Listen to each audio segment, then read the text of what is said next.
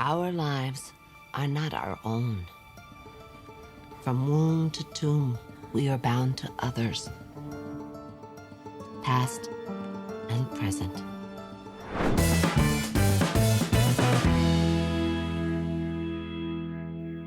Right. How do you even approach a discussion about a film as complex as Cloud Atlas? I've just followed your lead, not quite in as much detail, shall we say. I know you've been working on this for weeks now. Yeah, Because it is big. it's quite mammoth. Yeah. We're going to go into a lot of detail, obviously, but it's probably worth contextualizing what it is we're actually talking about here. Cloud Atlas, what is it? It incorporates 6 stories, radically different genres, 6 different time periods, spanning 5 centuries, past, present, future, all on different continents that seemingly incorporate every theme under the sun concerning the human condition, all at the same time. Does that seem right to you? Yeah, I think that basically is as simple as you can put it. Yeah. It is like a kaleidoscope, isn't it? Or like a labyrinth with no dead ends, because everything just either comes full circle or every path meets somehow. Yeah. But it's also very cleverly constructed, which I guess is why we're here today to dissect it. It is incredibly well put together. Mm-hmm. I think you can very easily underestimate it. Yeah, the tagline itself even very proudly claims that everything is connected. They must have been very sure about what they'd made with this film. I should probably give just a little bit of background. It is based on the best-selling and award-winning novel by David Mitchell. If you're in the UK, no, it's not that David Mitchell, it's a different one. It won the Literary Fiction Award at the British Book Awards. It was Richard and Judy's Book of the Year. It was nominated for the Man Booker Prize, a Nebula Award, an Arthur C. Clarke Award, and loads more. However, it was deemed unfilmable, and even the author himself said, yeah, this would never be a film. Mm-hmm. So I guess what's the point of this episode then? Usually this year anyway, we've been doing episodes based on anniversaries or birthdays, like when we did Titanic in the last episode. So this seems a little bit random, but actually, after watching the film, it strangely fits the current times that we're in, I think. Yeah, there's kind of 2 reasons we did this, isn't there? One of the reasons was obviously Titanic was my dissertation piece at university, so it made sense to pick your dissertation piece and do them together. But then obviously, yeah, like you say, when you actually look into it, there's more links to now than you would perhaps think. So I guess, yeah, our job today is to investigate how not just one, but 3 directors, so the Wachowski siblings, who were most famous for doing The Matrix, and Tom Tykwer, who probably most well known for Run Lola Run, when faced with the impossible, were able to translate this novel, which is already so full of dense ideas and already pushed narrative boundaries, into a film that pushed cinematic boundaries as well, through all sorts of things. And I guess this is kind of our agenda, what they did with narrative structure, everything to do with like visual and audio language, and with the cast as well, which is a whole nother dimension on top of it all. And then at the end, we're just going to address some of the reasons why we think the film was dismissed or misunderstood or just not seen. Hopefully one of the aims for you, the listeners, will be to reevaluate this film, might make you go back and look at it again. Yeah. Because it is dismissed. So should we get started? Yeah, I was going to say there isn't going to be a quiz.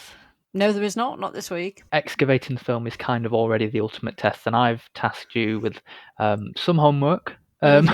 Just a little. I gave you some articles and videos and behind the scenes stuff, interviews, bit of a press conference that they did. I thought it was important that even if we have different opinions, that we were at least on the same page about what the intention of the film was. Yeah. So yeah, we're doing this all verbally. Obviously, we don't have any visual references, so this is going to be fun. The only logical way to approach the film is to tackle it in layers. Yes. One of the characters says in the film that in life we cross and recross our old tracks like figure skaters. That's not what we want to do in this podcast. So if you're wondering why haven't they talked about such a thing yet, just bear with us, we'll get there. And I'll put timestamps in the YouTube description as well if you want to skip ahead. But I recommend listening to the whole thing if you want to get the whole picture. Yes. And maybe watching the film first, unless you want to be backwards about it. So the first thing we should probably do, just for everyone's sanity, we should start by breaking down these individual 6 stories and their themes in the simplest way possible. Yeah. everything that's kind of concrete and right there in front of you on the screen, and treat them as separate, just like the book does. So this is where I've sort of tasked you now with how well you can succinctly summarize these stories. Summarize is definitely the word. Yes. So I'll start with number 1. Protagonist, Adam Ewing, played by Jim Sturgis. Antagonist, Dr. Henry Goose, played by Tom Hanks. The location is the Pacific Islands and pretty much at sea for the majority. And your time is 1849. I would say the genre for this is like a historical drama. This one, I would say. That's what I thought. Yeah. So your plot, you've got Adam Ewing. He's taking a contract concerning slaves back home on a ship to his father-in-law. He's being poisoned for his wealth by the doctor who is met on the islands. And a slave is stowed away onto the ship, and he is helped by Adam to stay on the ship and be able to work as a sailor, basically, and earn his way. And the slave then saves Adam's life by fighting the doctor when he discovers him trying to kill him. So Adam arrives home with the slave in tow and tells his father-in-law that he'll have no part in the slave trade business and is moving to help the abolitionists. Number 2, your protagonist is Robert Frobisher, played by Ben Whishaw. Antagonist, Vivian Ayres, played by Jim Broadbent. The location is Edinburgh. The time is 1936. And the genre, I'd say, period drama. It's period drama, a bit melodramatic, romancy. Yeah. The plot for this one, you've got Robert Frobisher. He leaves his gay lover to travel to the house of a famed composer, Vivian Ayres, with a plan to write with him and in the process create and publish his own composition. And all the while he's writing of his exploits in a series of letters to his one true love, Six Smith, who he left behind at the beginning. He creates the Cloud Atlas Sextet, but is threatened to stay by Ayres and finish the piece, which will be released under Ayres' name only, or he will make sure everyone knows that he is a homosexual. Frobisher kills himself with Six Smith, unable to arrive in time to stop him, but he does keep all of his letters. Then you've got number 3. Your protagonist is Louisa Ray, played by Halle Berry. The antagonist, Bill Smoke, played by Hugo Weaving, and Lloyd Hooks, played by Hugh Grant.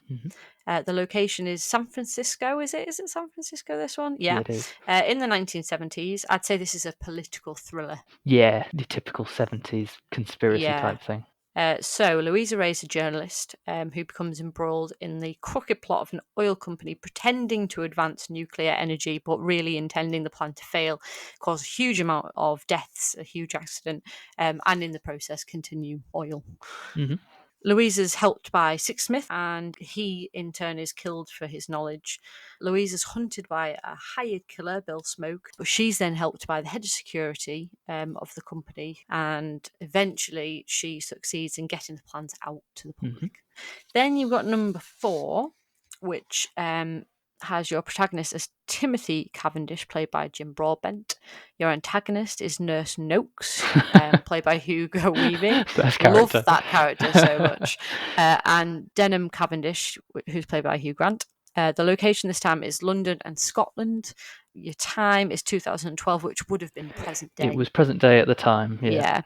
And your genre is, I'd say it's like a comedy drama, but leaning more heavily on the comedy. It's quite farcical, isn't it? Yes, it definitely over-the-top is. comedy. Your plot here, you've got Timothy Cavendish is a publisher, a coward, never had the guts to take the steps to have a happy life with the girl he loved as a young man. Gets into money trouble, not a new occurrence, and he turns to his brother for help, who has him locked in a home for the elderly, which he cannot leave. But he butts heads with the head nurse and plans an escape with 3 other residents, and in the process becomes a better man, able to take the steps required to gain the life that he wants.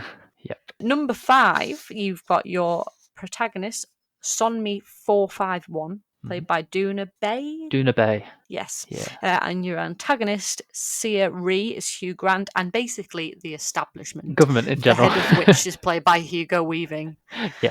Your time is 2144, so we're well into the future here, and definitely a sci-fi genre. Unmistakable. Yeah. I'd say this is where it gets more complicated, Okay. story-wise. So Sonmi 451 is bred to be a server.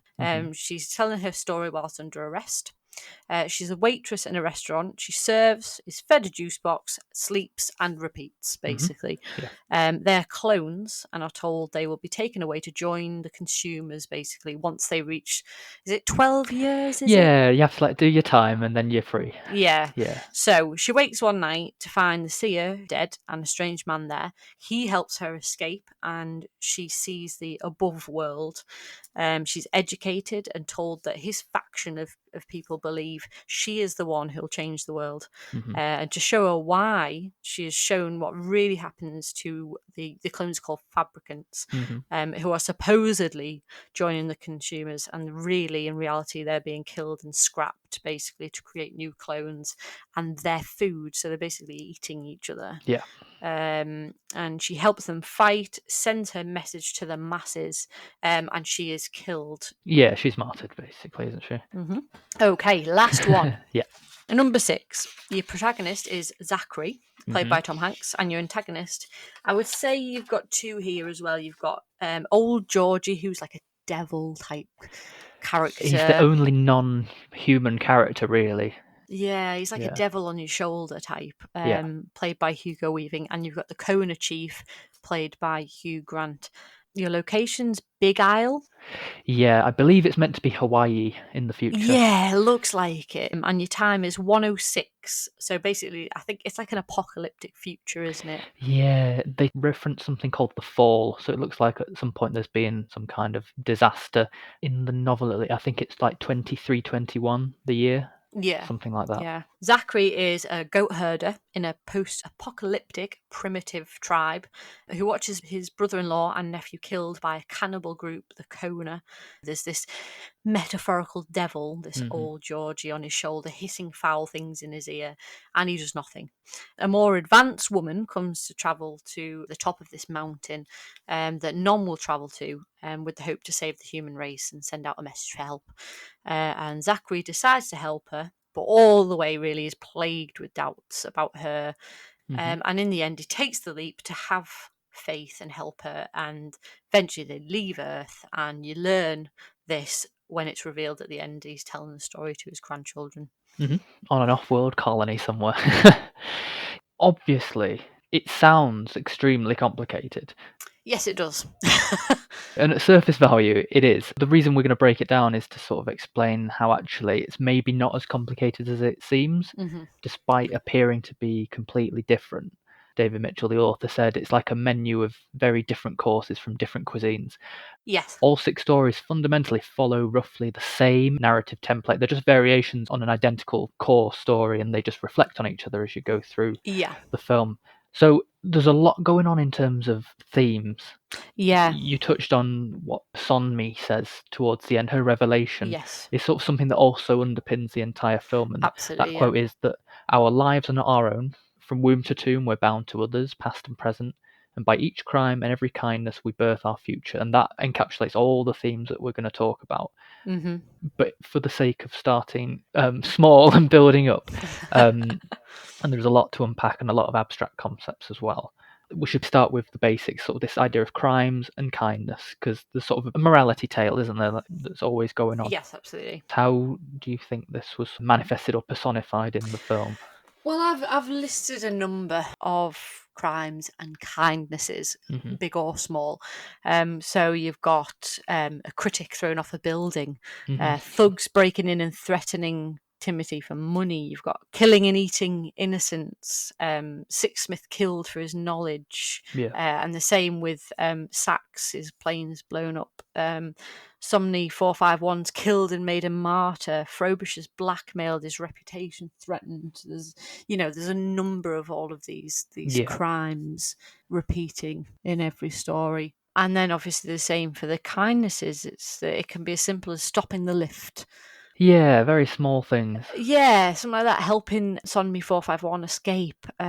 Saving Merrinan from falling, helping feed the slaves, saving Zachary's niece from dying, Sachs covering for Louisa and then giving her the information she needs, the security guard warning and helping her, and residents helping Timothy escape. It's dotted all the way through. You take the protagonist of each story, the main character, and you oppose them with the villain of each one, and they kind of form this sort of dominant, inferior, strong and weak, slave or oppressed people versus civilized folk. They say the weak are meat and the strong must eat. Yeah, Which exactly. pretty much shadows every story, really. It does, until there's literal cannibalism at the Yes. very end, like the Kona tribe. Putting it quite literally. Yeah, exactly. And the idea of fabricants just getting recycled and they feed them back to themselves. There's loads of stuff to do with the idea and the actual physical act of cannibalism. I'd say, to simplify it completely down to its most bare basic bones, I'd say it's cause and effect, basically.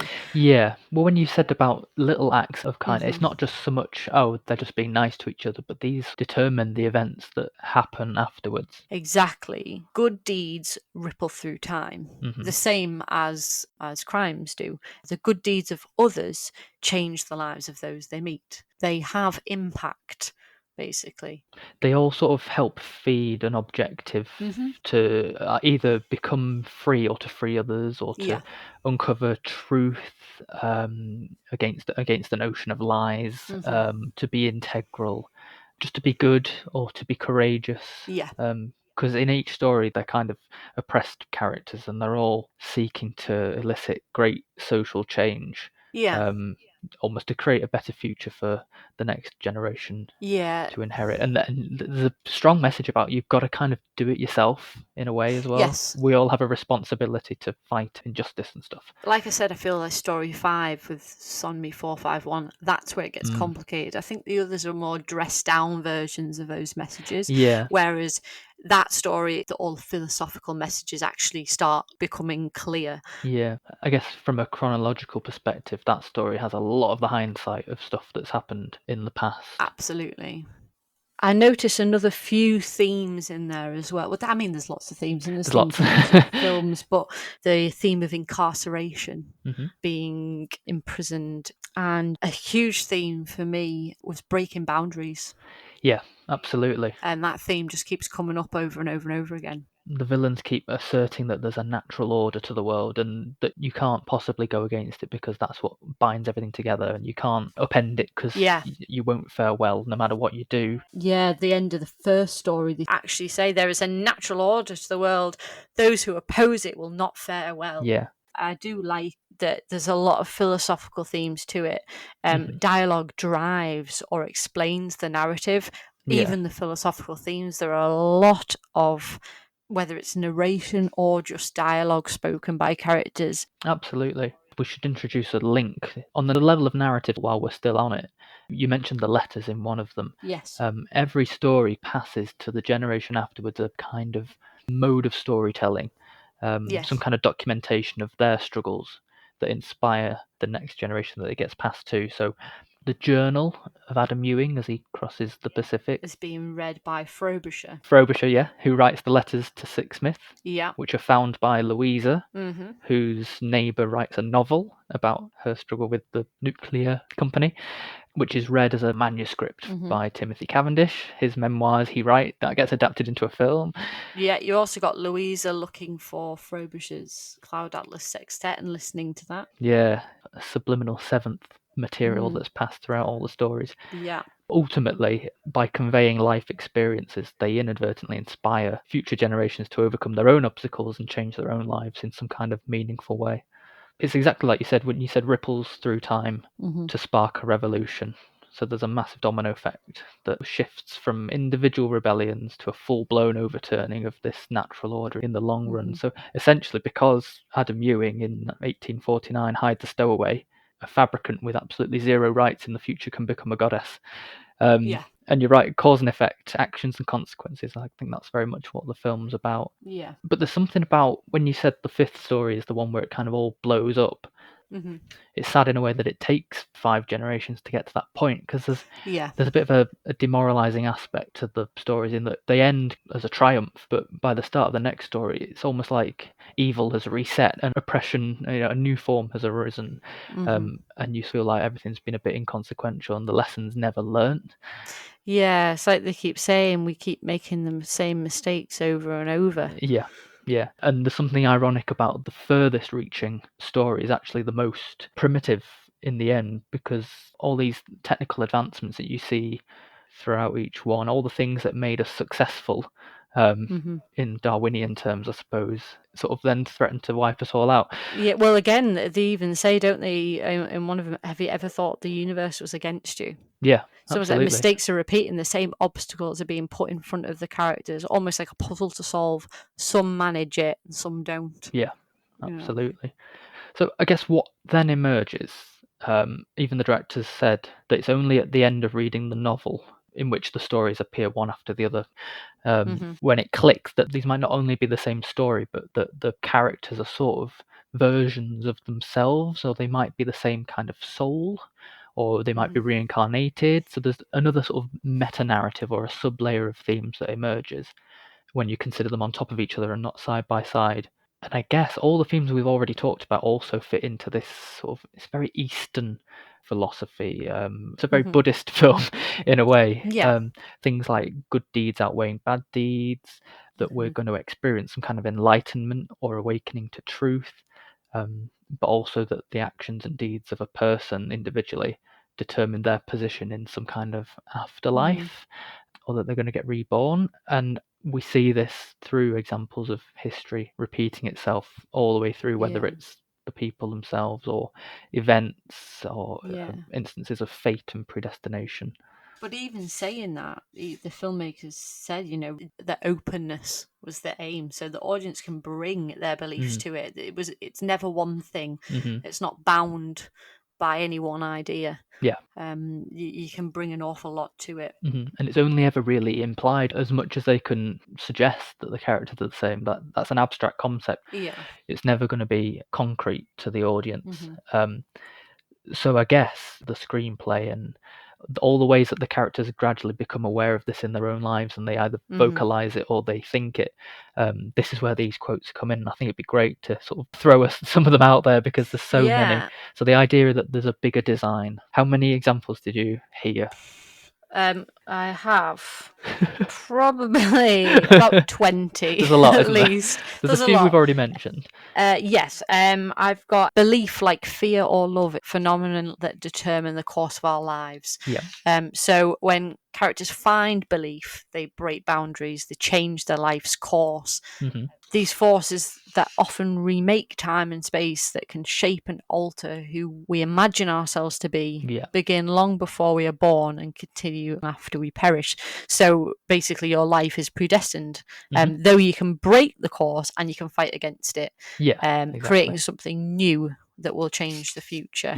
Again, one of the things that Sachs says, our lives and our choices, like quantum trajectories, are understood moment to moment at each point of intersection. Each encounter suggests a new potential direction. So basically, you are ultimately in control of your own life. But you can also be a product of other people's. Yes, you can. It's having the strength as a person to break the norm, basically. But then there's a number of things about reincarnation, recurring lives. I just met her, and yet I feel like something important has happened to me. A suggestion that souls are connected through time. There's some part of them realizes the magnitude of a meeting. Because maybe it's happened before. The dead never stay dead, or I believe we do not stay dead long, suggesting reincarnation and recurring lives. Separation is an illusion. My life extends far beyond the limitations of me. Another suggestion of reincarnation, and that we carry parts of all of our experiences perhaps in the soul, if that's the part that's moving on. I believe there's another world waiting for us, a better world. And death is only a door. When it closes, another one's opening. And that is a good theme for the film, because obviously we're seeing 6 stories where another life begins. Exactly, yeah. And not everyone lives at the end of theirs. We know Frobisher and Sonmi die. Yeah. Yes, exactly. Another thing about breaking boundaries, all boundaries are conventions waiting to be transcended. One may transcend any convention if only one can first conceive of doing so. Yeah. So see beyond what appears possible, the Yeah. ordinary, the natural order to the world. This whole film, all the stories show that it's not the case. Yeah. Challenge the status quo. Just one opposition can create change. Mm-hmm.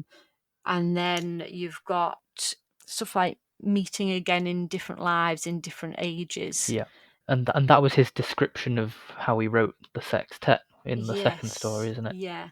And then the last one, the big one, kind of the mic drop, if you want to put it that way, is no matter what you do, it will never amount to anything more than a single drop in a limitless ocean, with the reply of, what is an ocean but a multitude of drops? My favourite quote. Yeah, which in quite simple terms, Yeah. anything is possible. Yeah. Well, what's hilarious there is that I thought I'd written them all, and only 3 of the other ones that you said I've actually got written down. Wow. I've got a few extras. They do reference karma directly, silver linings, and deja vu. Yeah. I've been here before another lifetime ago. Old Zachary at the beginning says, in the wind you can hear ancestry howling at you. Yeah. More mentions of immortal lives pushed throughout time. Words and deeds apportioning themselves throughout all time. Consequences of an individual's life throughout eternity. Briefly, people talk about past life thing or future life thing, saying that they're meant to be together.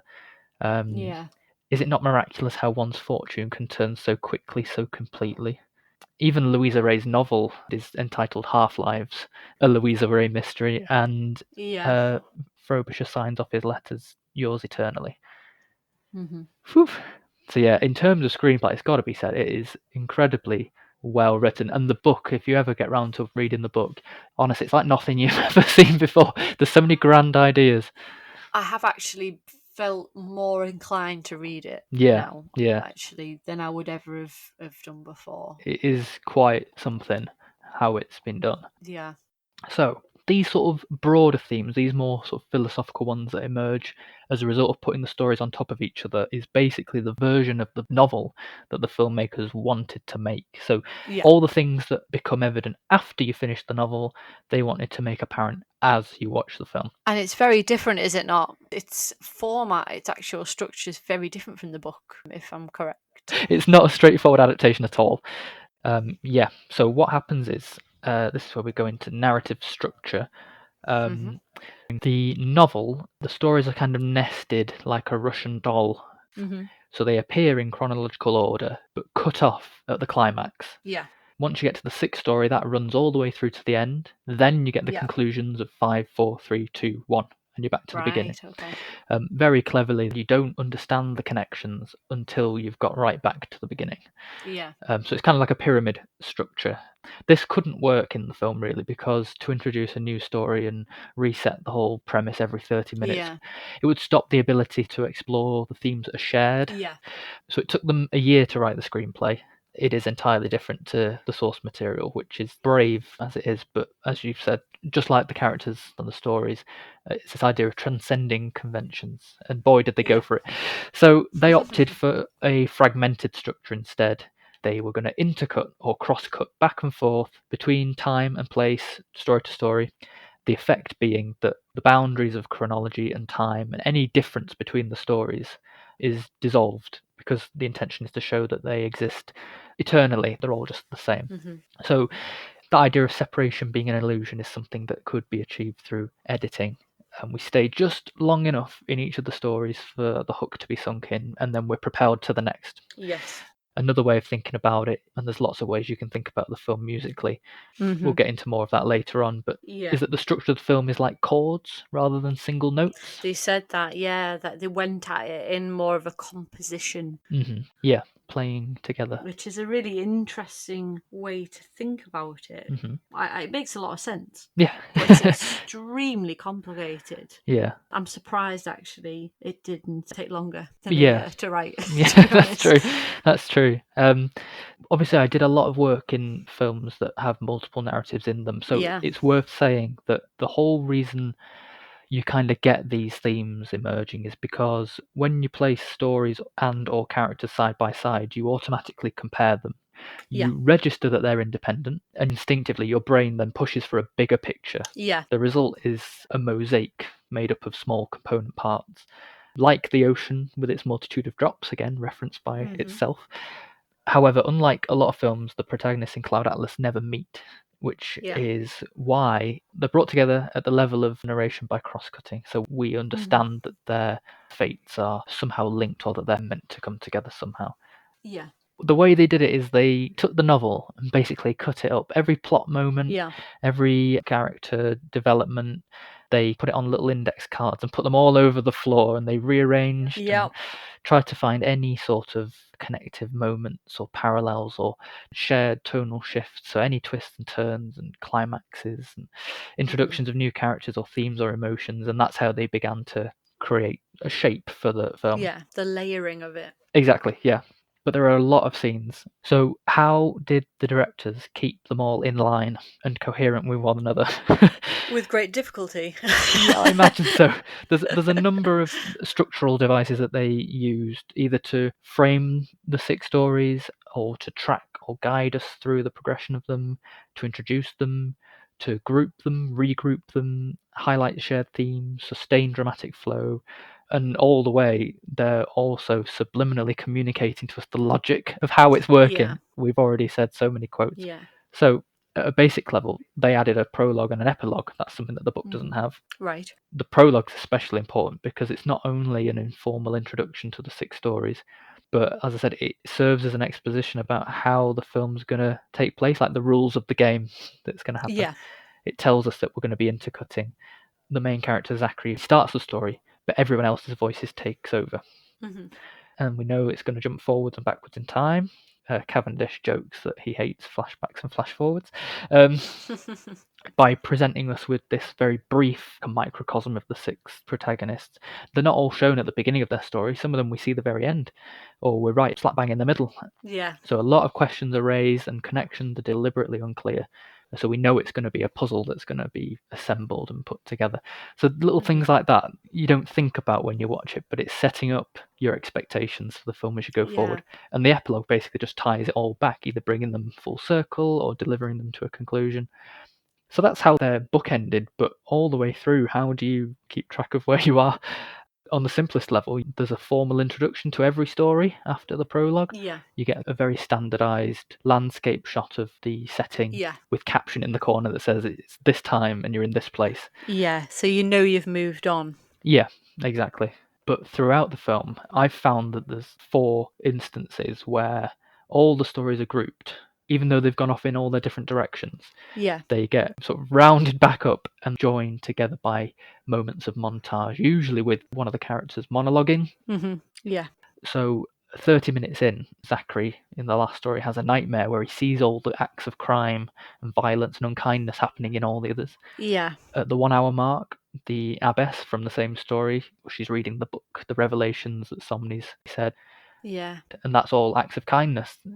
At 1 hour 30, yesterday my life was headed in one direction, today it's headed in another. We see all the characters either making a choice or having a twist of fate. Yeah. 2 hours in, all boundaries are conventions waiting to be transcended. The things we see are all love, friendships that defy the natural order. So they get regrouped over and over again at these moments. I had a feeling as you got to the last, say, 30 minutes or so, that the connections felt closer. Things like one character say, I'm going to plan my escape, and it would cut to an escape scene in another story, and the actions all start to feel familiar in each story, and the connections are a lot closer to each other.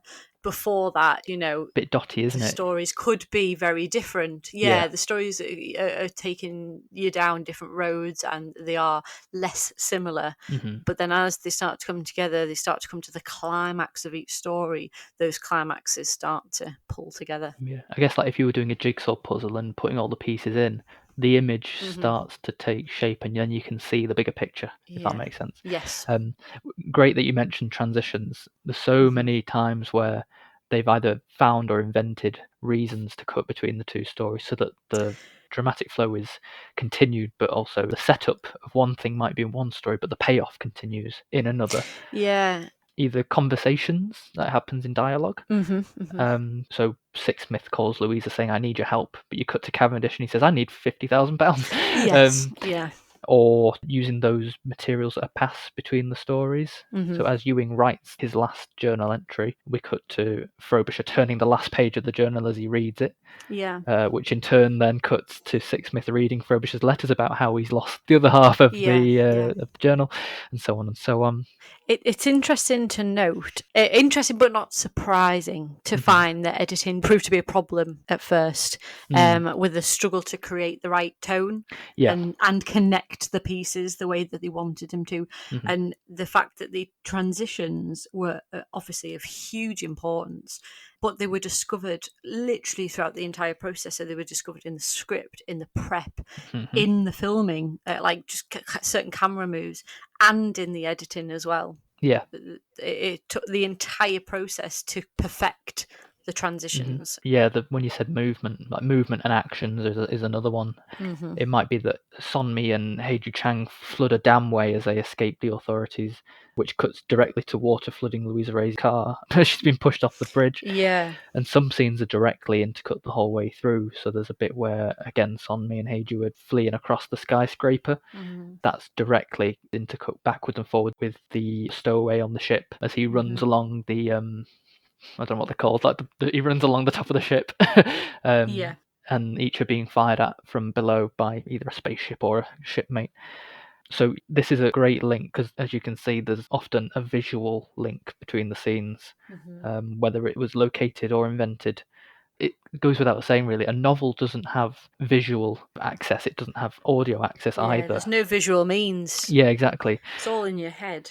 So not only could they use things like this to join the shots when they're literally next to each other, but there's an abundance of visual and audio references throughout the film to suggest this sort of eternal recurrence between them all. That's one of the things David Mitchell said he was really excited about. The fact that you could use these visual things, it seemed to excite him a lot that you could do that. So it is a treasure hunt for parallels, so things that mirror each other, motifs, things that recur.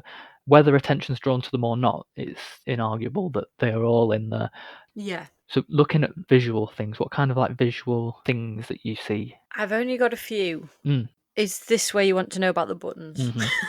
Yes. It is. So Adam Ewing's buttons basically are from the first story, and you see them quite closely. Then you see Zachary wearing one as a necklace. Yeah, he sort of finds it, doesn't he? Yes. Even the birthmark Yeah. is, a link each character, and you don't find out straight away. It's revealed at all different times of the stories. Yeah. Which characters have them and where.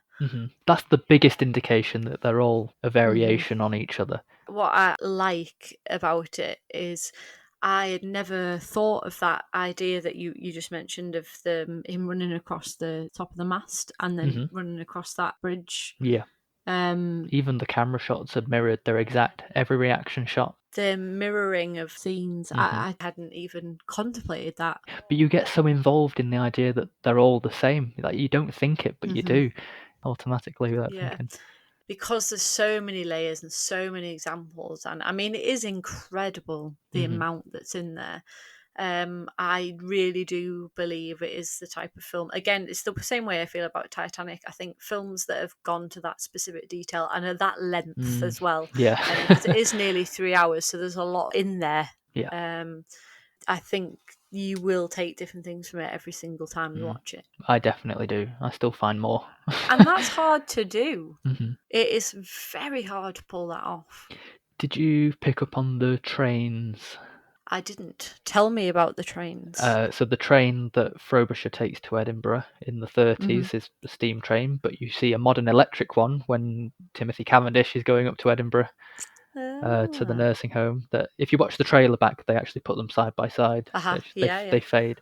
There's moments where Adam Ewing's ring is cut off. That mirrors the collar being cut off Sonmi's neck. I mean, it's so clever. There's loads. So clever. Some of the new ones, I'll do some of the new ones that I found. Things like the mirroring of whips being used in the first story and the Kona tribe using whips in the last story.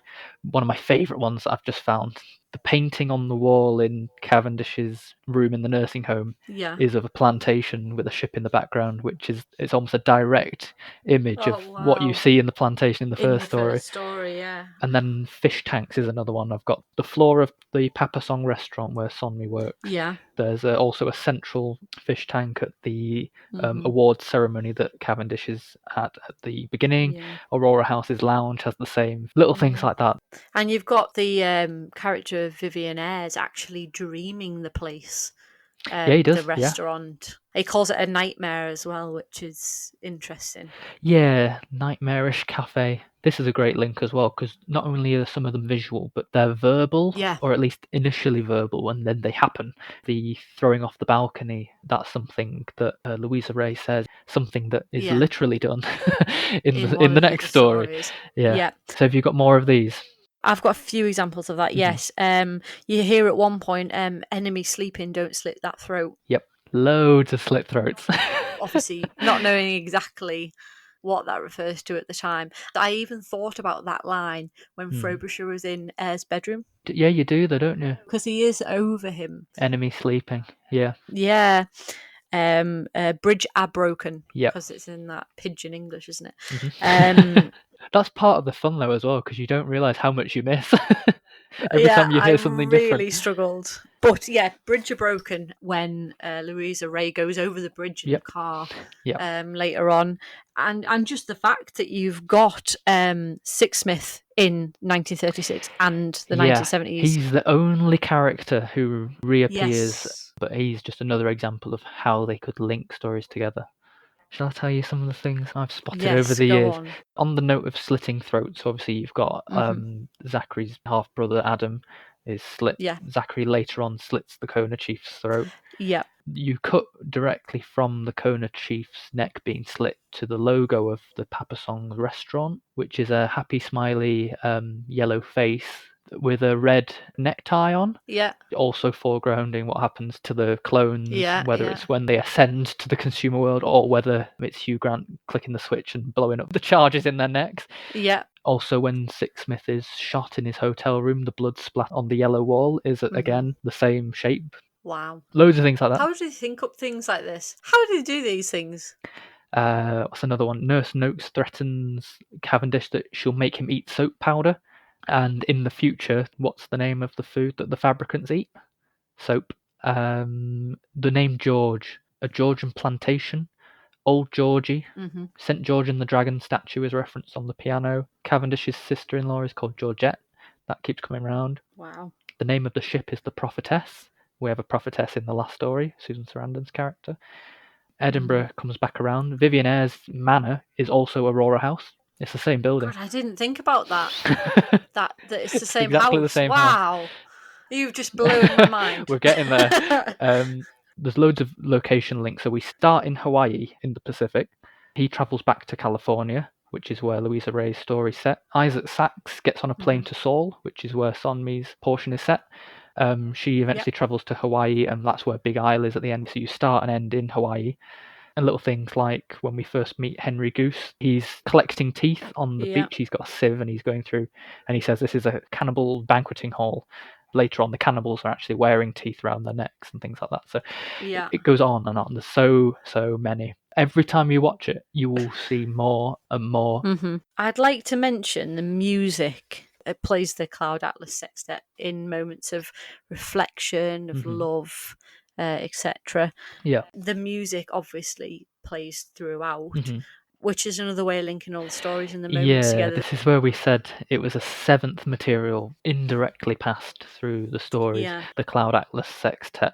You hear it again and again, but like the characters, it goes through a series of incarnations. I'm just curious, how many times do you think you heard it in how many different variations? Oh, God, do you know what? I am not sure. I'll be honest, didn't notice it as much at first, frequently. Maybe I'll blow your mind again. Go on then. So obviously, initially, Robert Frobisher composes it. Yes. Louisa Ray buys the record of it. Yeah. When Jim Broadbent's character, in a similar sense, he also dreams the music itself. Yeah. A melody for viola, he says. Later on, you'll see Jim Broadbent playing a Korean musician in the streets, playing the sextet. The fabricants sing it every time someone leaves the restaurant to go to exaltation or whatever they call it. And when they walk to their deaths, they sing it as a hymn. It's in the nursing home. It's playing in the dining room as sort of like background music. Yeah. It opens the 1973 story as a rock melody. Oh my God. It's been played at the Lemon Prizes in 2012 as a jazz arrangement. This has lyrics, and I swear to God, I've scoured the internet to try and find out what they chose as lyrics to the Cloud Atlas. I want to find out. I might even have to email them. So just like we hear it everywhere, most of the characters claim to have heard it before as well. Yeah. Whether it's in dreams and sometimes with no explanation at all.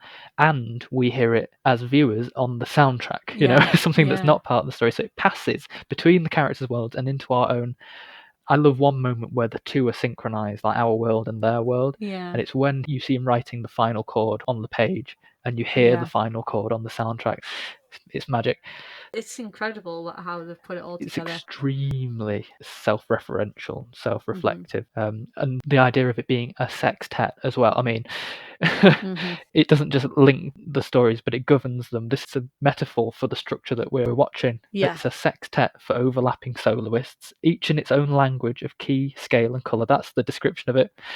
It is the reason people should be going back and reevaluating this, because there is just so much there. You can't actually conceive that this was put together by people, because it is so clever. Yeah. One thing we should acknowledge about the music as well is that it's described in the novel as this incomparable creation. How on earth did the filmmakers go about having that composed? Did you notice who actually co-composed the entire soundtrack? Did you notice? I did not. I was just about to ask you who the composer was. One of the directors, Tom Tickfer, is a very accomplished pianist. He co-composed the entire soundtrack. Wow. So yeah, I just find that fascinating that they had to interpret what was on page.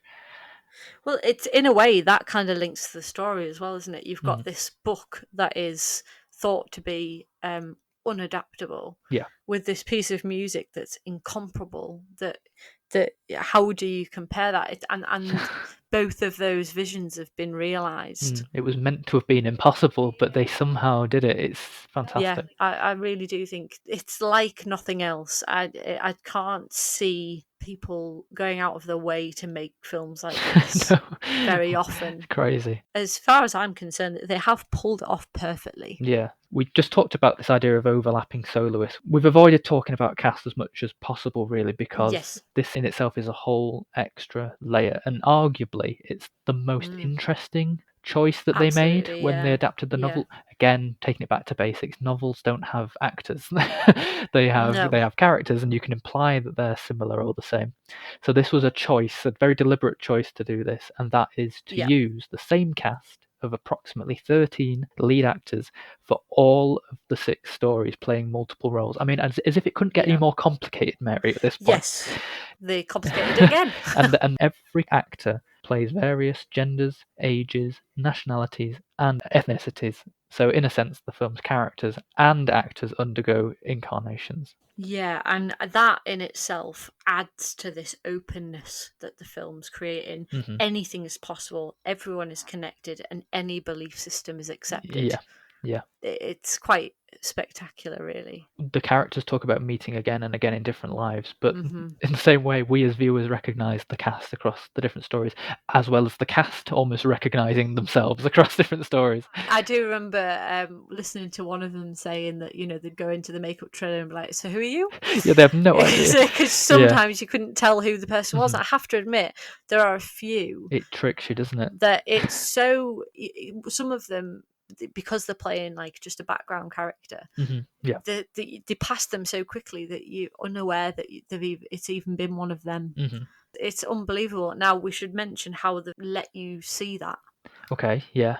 Really clever, very thoughtful. It doesn't run like a normal credits with just a list. What they actually do is show you each of the characters that they played, and when you actually watch it, you're like, yeah. Yeah.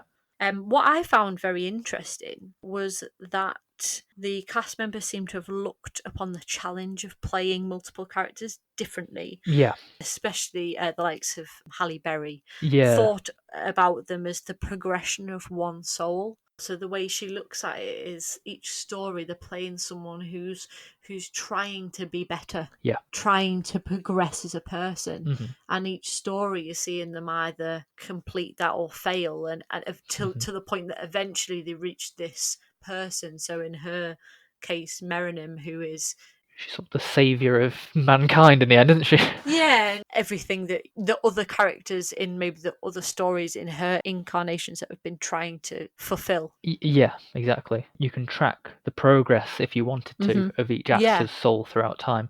Not everybody does evolve as such, but I really think it's interesting to see how women and minority groups progress, because they often go from voiceless slaves and they become leaders or generals and prophets and heroes, saviors, goddesses. Yeah, Susan Sarandon's an interesting one in that case. Exactly, because her first, she's the woman at the table who's not being listened to, and she becomes the prophet of the village. The person who everyone they goes turn to for everything. That's really interesting. Each character's got a very interesting arc, whether or not they fulfill a bad to good, like the likes of Tom Hanks, who goes from playing Henry Goose to Zachary, who is flawed but ultimately becomes the person that he would want to be. The directors talk about Tom Hanks a lot. Again, it's not something that's in the novel, but what they were keen to explore is, what if the villain of one story is actually the hero of another? So namely, how does Tom Hanks evolve from the antagonist Henry Goose in the first story, who sort of aids the devil, because the poison that he's using, he says, oh, I'm familiar with this devil or whatever, all the way through to a good-hearted protagonist, Zachary, who resists the fangy devil, old Georgie, in the last story. Yeah, just the fact that you're seeing Tom Hanks play a villain as well is quite mind-boggling, because he's the Hollywood everyman. Exactly, yeah. It's like theatre in a way. He described it as like doing 3 seasons of repertory theatre all in one go. Yeah. But it's funny you say that, because, you do get to see actors doing things you've never seen them before.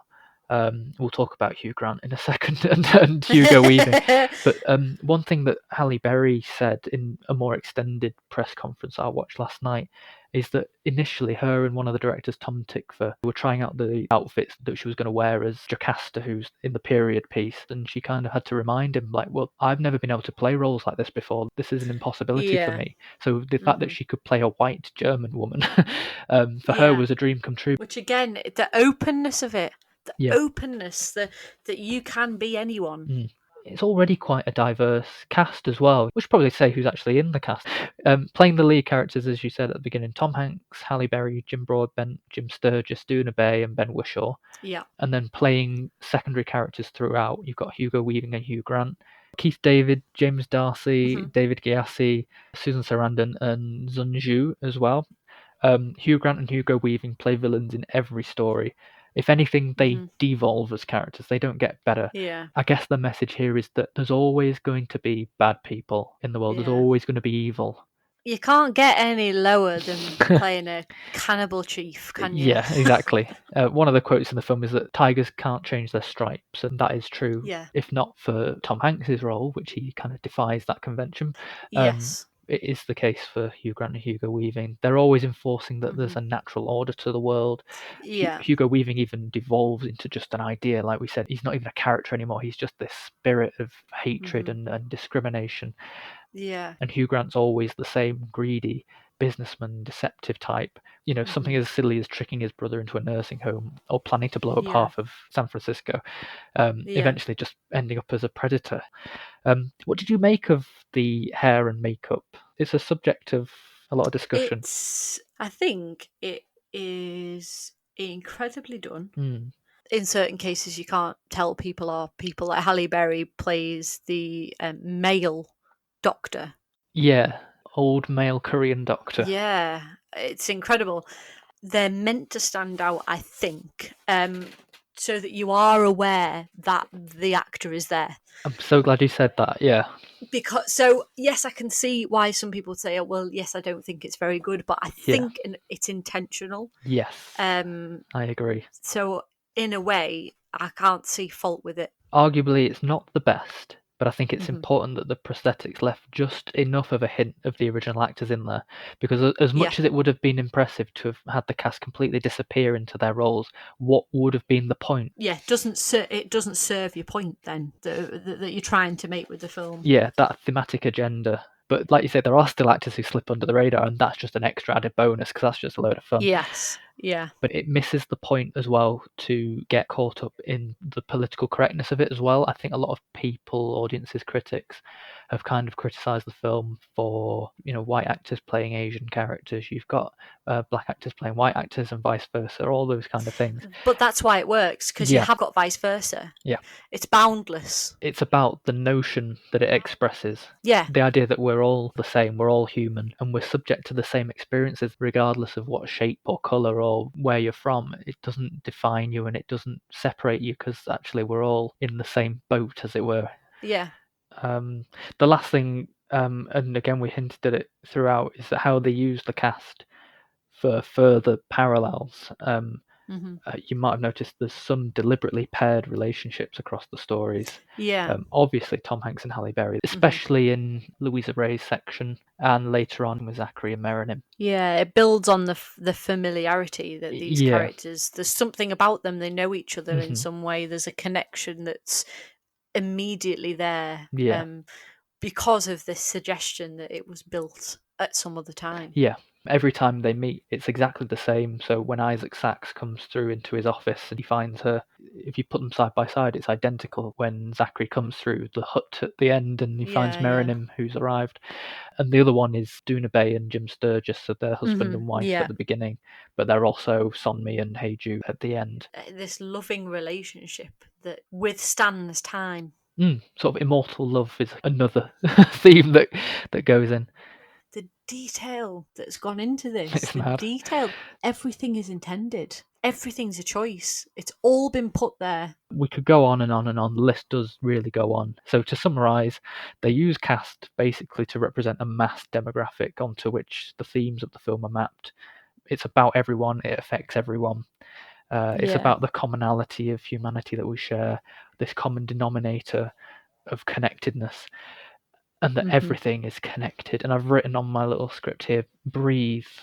This is where I can breathe, because I think we've probably covered everything. That's just sort of the bare bones of it, really. But I'm quite excited now because we can ask some of the bigger questions now as a summary. So you said you hadn't read a lot of what people had written or said about the film. No, I didn't. A little taste. People said it was an honourable failure. Oh. A misfire, but an honourable one. Really? One article said, Cloud Atlas is terrible, but you should still watch it. Lots of naysayers say that it's never boring, or they say it's flawed, but ... So there's lots of negatives with hidden positives. Yeah, in the year it came out, it appeared on best and worst films of the year lists. You can probably tell me now what you thought of the film. Okay, so it's never going to be my favourite film. I think the reason I found it hard to connect to is because it's so fragmented. And obviously because you've got so many characters, I found it very hard to bond with them Yeah. So that's where it didn't land for me, because it's so fragmented. I couldn't connect completely with it. Yeah. However, Mm-hmm. saying that, I can't have anything bad to say about it. Yes, it's fragmented, and yes, that stops me personally making it a favourite. But I've got no bad things to say. I just cannot, in good conscience, say anything bad about it, because it's so incredibly detailed, and all of the actors in it are actors that I like. They all perform astoundingly well in every piece that they're given. Yeah. I've got no bad words. Oh, that's good. I'll give what I think. In my opinion, you can watch the film and get to the end, and the stories don't matter. That's not the point. Yeah. So to me, it's obviously about the ideas, the message, and the meaning. Yeah. Films of this type, where they put lots of stories together, like I said earlier, they're designed to distance you, Yeah. to be taken out of it, examine it as a broader picture, extract what the stories share on a thematic level, and apply it to your own life or the real world. And I can't see how anyone can say that the film didn't achieve that, whilst also still being pretty enjoyable and entertaining. And I think it's fair to say that that was the intention. So if you don't get that, something's gone wrong.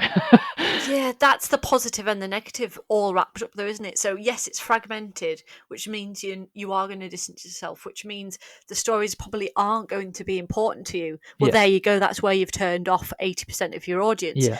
However, you have to look deeper to see the meanings, to get it. Yeah. They wanted the 6 stories as a whole, Yeah. and they trusted the audience to follow. Yeah. Belief that they are stimulated by broader material, which obviously in a lot of ways it turned out that they weren't at the time. But importantly, they're asking the audience to participate. Yeah. This type of film is rare.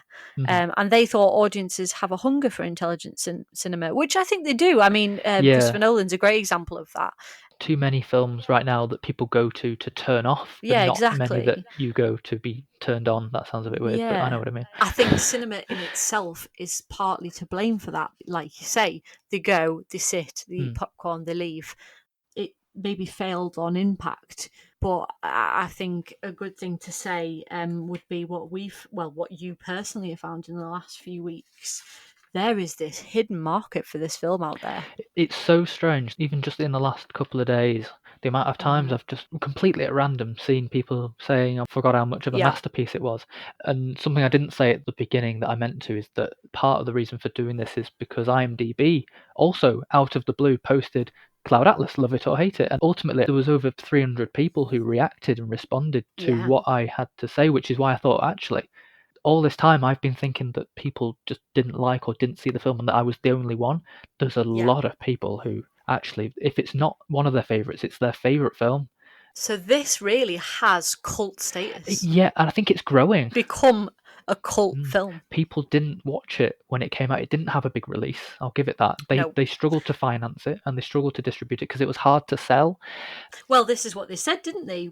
They wanted it to be a bit of everything, all genres, action, politics, actors in multiple roles. And overall, that is a really hard sell. It's breaking boundaries. However, to break boundaries, a lot of the time, breaking boundaries has the negative effect. And people it's a slow process. Oh no, it's too much. It's too far. Well, maybe it'll take 500 years. Yeah. You get naysayers whenever you break boundaries. You're going to get the people who get it and the people who don't.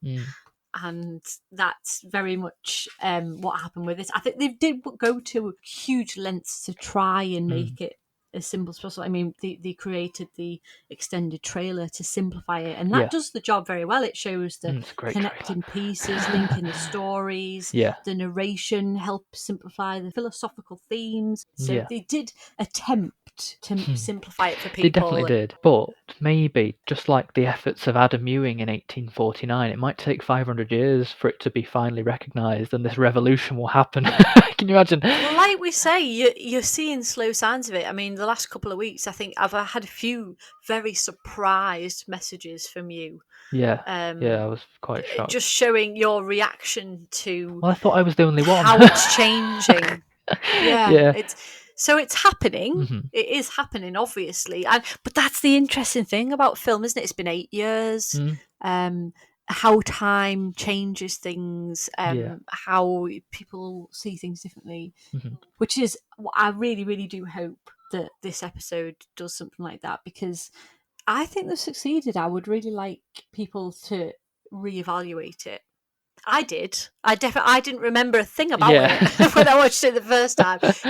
It's clear that this has an effect on people. It has a following.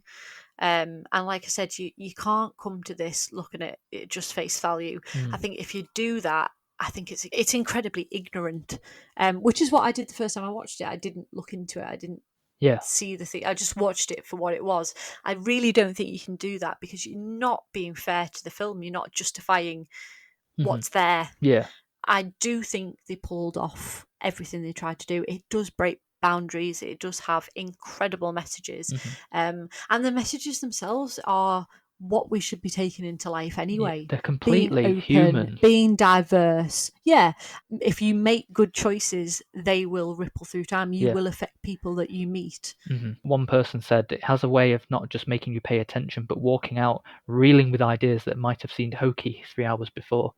Yeah, I read the review that Cinema Blend did, and they said the fact that Cloud Atlas works at all is a marvel. Yeah. And I very much agree with that. It did result in making something personal, and the spectacle can't be denied. Yeah. It's just a shame that it the just majority didn't find of its audiences at the time. Yeah, the majority of audiences don't think that way. Yeah. I really do think it's important to go back and look at it again. Oh, yay! If I made your day. This is exactly what I was hoping. Like all the time I was writing, not just my undergraduate but my postgraduate one, and everyone was like, "Oh, what's your dissertation about?" And I would explain it, and they would just switch off. As much as they meant well, like you could just see them stop paying attention. I've just gathered up as a very final summary some of the nice things that have been said about the film. Yes. So, Cloud Atlas, unique, one of a kind and original. It's Definitely. crazy, bonkers, and bizarre. It's revolutionary as well as being gimmicky. It transcends cinematic boundaries. It's Absolutely. profound without being pretentious. Yeah. It's one of the most ambitious films ever made. Cloud Atlas was ahead of its time. You need to watch the film more than once. Yeah, definitely. It's one of the most underrated and misunderstood movies of this generation. It's an unappreciated masterpiece. It's worthy of people's attention. I would add in there it's worthy of study as well, because I've been there, done that. It's almost impossible not to love it in return. Yeah. And everything is indeed connected. Yeah, I can't disagree with any of that. I'm not saying that Cloud Atlas is the best film ever made, because that would be misleading, and I don't think that would be correct. But I do think it's one of the most ambitious, adventurous, profound films ever made. Yeah, and like I say, it is worthy of time. Yeah, I really wish that it had been seen, or at least it will be seen now.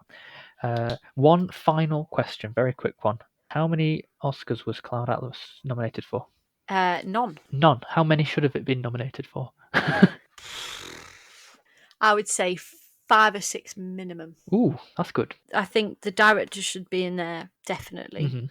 They were also the screenwriters. Yeah, script undoubtedly should be in there. Yeah, adapted. I think visual effects and makeup, definitely. Hair and makeup. Music should be in there. Score. And sound. Yeah. Score, hair and makeup, visual effects, screenplay, and editing at the very least. Yeah. And I agree, directors should have been there as well. I think it's very sad that it wasn't, but I understand why it wasn't. It was nominated for 1 Golden Globe for score, but that's pretty much of the big awards. That's all it got. You do think how? Yeah, criminally underrated. So yes, we got through it. Yeah, we got through. There's a lot to say, isn't there? So I have one question to ask you. Yes. This week, yes. Matt, what is your film Cloud to Atlas. recommend?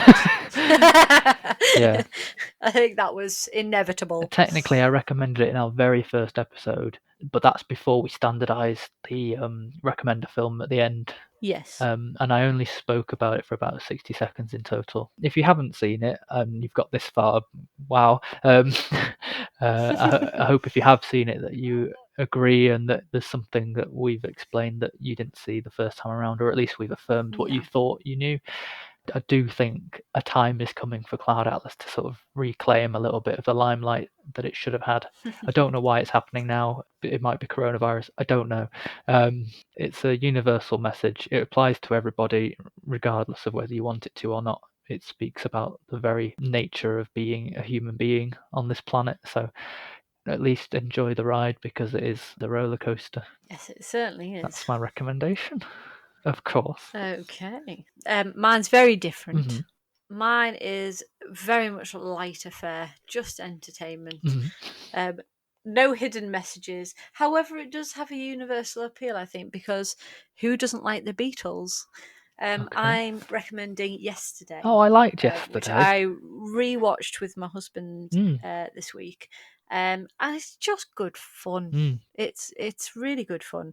It's a Danny Boyle and Richard Curtis creation, which in itself you think, wow, quality. Yeah.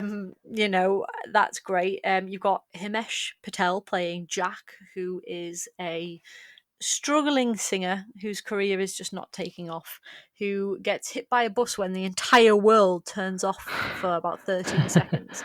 And when they wake up, nobody apart from him remembers the Beatles, which leads to some hilarious Googling. And you've got Lily James in there, who I just love her so much. Very likable. Oh, I just love her. You've got Ed Sheeran in a extended cameo. Yeah. Really, it's more like a part in the film, and Kate McKinnon, who is just absolutely hilarious. And it's just good fun. It's a movie with Beatles songs in it. I mean, what's not to like? The film made me sort of go, actually, they standardise a lot of the great music that we have today. So yeah, that's my recommendation. Very good.